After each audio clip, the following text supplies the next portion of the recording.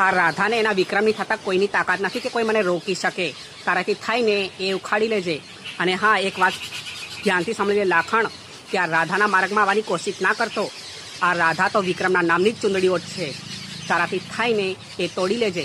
મારા બાપુને કહીશ કે તારા ગામના મુખીને આ રાધાને કોઈ ઘંટો પણ ફરક નથી પડતો. અને હા, તને ચેતવતી નથી, તને ચેતવણી આપવા માટે આવી છું. આ રાધા વિક્રમની થઈ ચૂકી છે, એટલે જોઈ વિચારીને આ રાધાનો હાથ પકડવાની કોશિશ કરજે, સમજો ને. અને હું તને બીજી વાત કહી રહી છું કે જેનો હાથ પકડવાની તું કહે છે ને, એ પણ મારી સગી બેન જાનકી છે. એટલે આ રાધાનો હાથ પકડવાની કે મારી બેનની ચેતવણી કરવાની મેલી દેજે.